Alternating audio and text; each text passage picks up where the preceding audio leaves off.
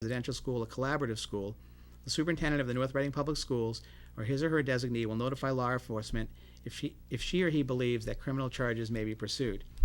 If an incident of bullying or retaliation involves students from more than one school district, charter school, non-public school, approved private day or residential school, or collaborative school, and the North Reading Public Schools is the first to be notified of the bullying and retaliation, then the superintendent of North Reading Public Schools or his or her designee must, consistent with state and federal law, promptly notify the appropriate administrator of the other school district or school so that both may take appropriate action.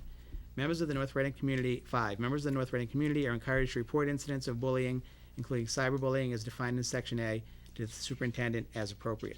E, investigation.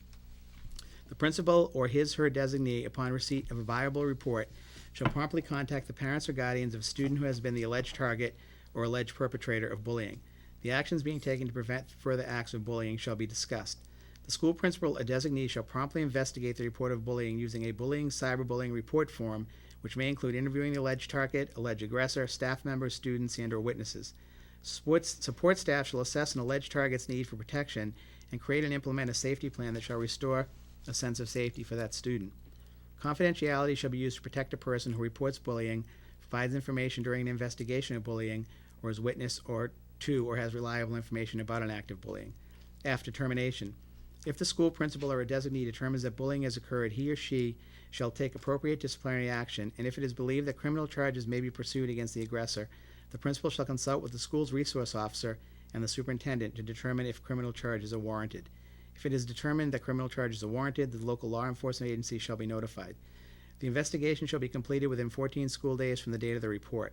The parents or guardians shall be contacted upon completion of the investigation and informed of the results, including whether the allegations were found to be factual, whether a violation of this policy was found, and whether disciplinary action has or shall be taken. At a minimum, the principal or his or her designee shall contact the parents or guardians as to the status of the investigation on a weekly basis. Disciplinary actions for students who have committed an act of bullying or retaliation shall be in accordance with district disciplinary policies. Each school shall document any incidents of bullying that is reported per this policy, and a file should be maintained by the principal or designee. Monthly reports shall be provided by each school to the Director of Academic Services. Confidentiality shall be maintained to the extent consistent with the school's obligation under law. G, target assistance. The North Reading Public Schools shall provide counseling or referral to appropriate services, including guidance, academic intervention, and protection to students, both targets and aggressors affected as bullying, as necessary. H, closing the complaint and possible follow-up. School staff will promptly provide written notice to the parents or guardians of a target and an aggressor about whether or not the complaint was substantiated, and if substantiated, what action is being taken to prevent any further acts of bullying or retaliation. Specific information about disciplinary action taken generally will not be released to the target's parents or guardians unless it involves a stay away or other directive that the target must be aware of in order to report violations. If appropriate, within a reasonable time or period following closure of the complaint, the administrative staff or designee will contact the target to determine whether there has been any recurrence of the prohibited conduct. I, training and assessment. Annual training shall be provided for school employees and volunteers who have significant contact with students in preventing, identifying, responding to, and reporting incidents of bullying. Age-appropriate, evidence-based instruction on bullying prevention shall be incorporated into the curriculum for all K-12 students. J, publication and notice. Annual written notice of the relevant sections of the bullying prevention and intervention plan shall be provided to students and their parents or guardians in age-appropriate terms. Annual written notice of the bullying prevention and intervention plan shall be provided to all school staff. The faculty and staff at each school shall be trained annually on the bullying prevention and intervention plan applicable to the school. Relevant sections of the bullying prevention and intervention plan relating to the duties of faculty and staff shall be included in the school employee handbook. The bullying prevention and intervention plan shall be posted in the North Reading Public Schools website.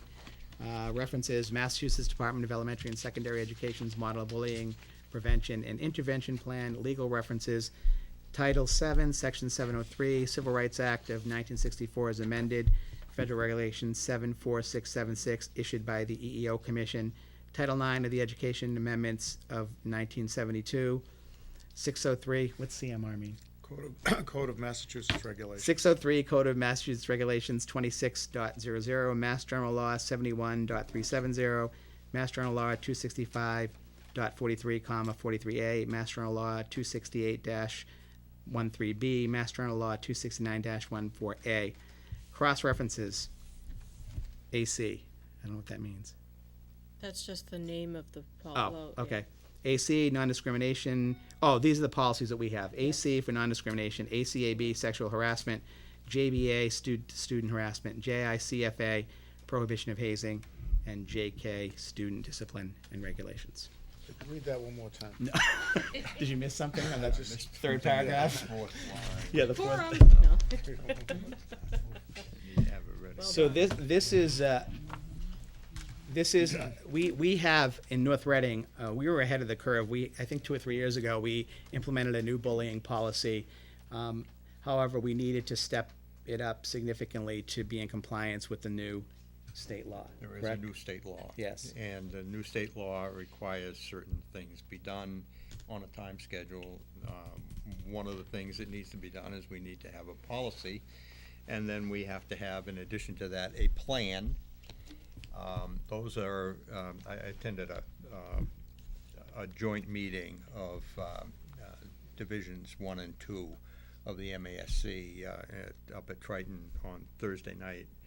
And it was an update on bullying legislation, the implementation of the new bill, and directions for the future. And it involved John Bino, who's Associate Commissioner of Mass Department of Education, Elementary and Secondary Education, and Nora Mann, who is Assistant Attorney General, Chief of Community Education Information Officer of the Attorney General.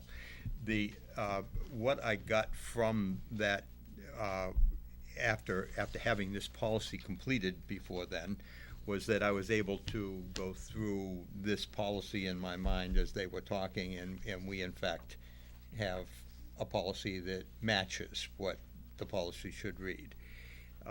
With this, with PAWS working on the plan, we will have two of the, as Nora Mann said, two of the three legs of the stool. The third leg is something that is being done at the Attorney General's office and with the Department of Elementary and Secondary Education. And that's a review of what other things need to be done.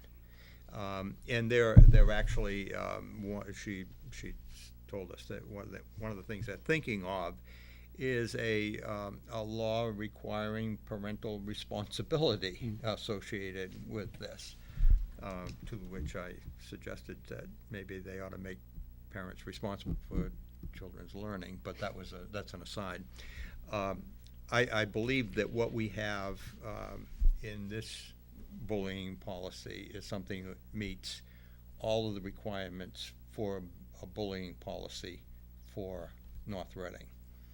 And on behalf of the policy subcommittee, I will take a little bit of license here in speaking for Mike. I want to thank Karen for her input into this document, and also for Kathleen's input into it. But this it takes parts of what was the model policy developed by MASC, and incorporates other pieces that sort of flesh it out for us. Mike, do you have any comments on? I know you did a lot of work on this. I appreciate the work that you and Cliff put in. Actually, I want to thank Karen. She did most of that work, actually, and just edited it, so I don't want to take any No, but it's good to credit have. that's undue. It's good to have the committee working together, because this is one, we have to comply with the state, so that's key. Appreciate that Mrs. Araschetti began this when she was on the policy committee. Yes, that's right. Yes, I got to participate in the first revision of And the the policy. right. And I will say also that I've been attending and being kept informed by our PAWS committee, which is a sort of a interdisciplinary committee representing faculty, staff, administrators, and I've been very lucky to have been invited to participate.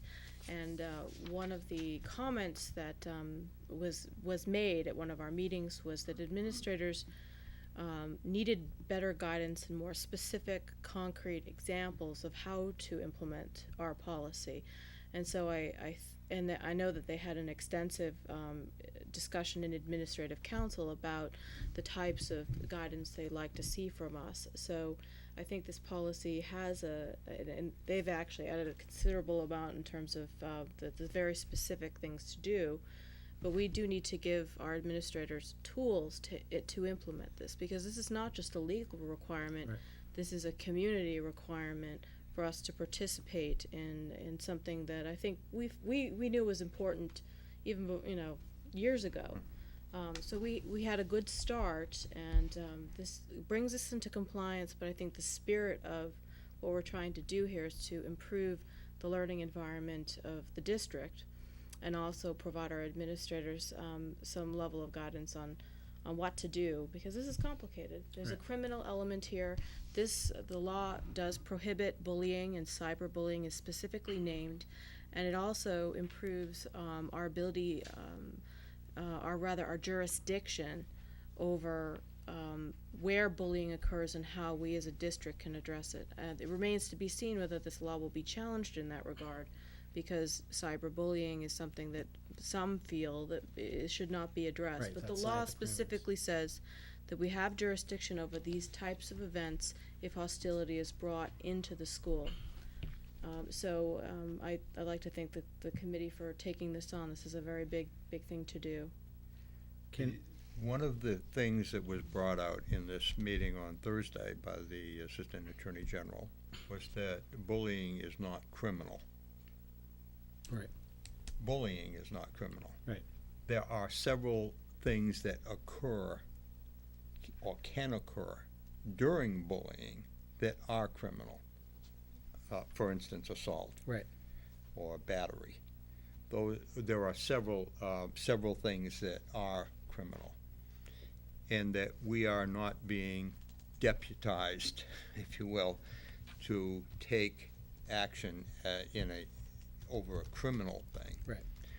However, as it says in this document, those things will be passed on to the appropriate law enforcement authorities where there is a criminal element, and those will be handled through that process. Can we quickly go over whatever changes that I had? That first change, I think we don't have to, even Karen's point taken too, that future committees might not believe this, but I think it's a fact that a safe and civil environment in school is necessary for students so I don't think we need, the committee believes there. And then in the next paragraph after the word responses, we need a comma. And then under bullying, number 2, it should say himself/herself and his/her property. And I don't know, should we change oral to verbal? Is verbal more appropriate there? I don't know. This is a strange one, because oral communication could mean more than verbal. Oh, okay, Literally, all right. somebody takes my iPhone and plays something over and over and sticks it in someone's Right, face. or it could be screaming, it doesn't have to be, let's keep it oral. And I think that's the only ones I had. I don't know I if just anybody else wanted had to anything else. ask about because this is a section I wasn't sure about when I was looking at the policy, is about community obligation to report.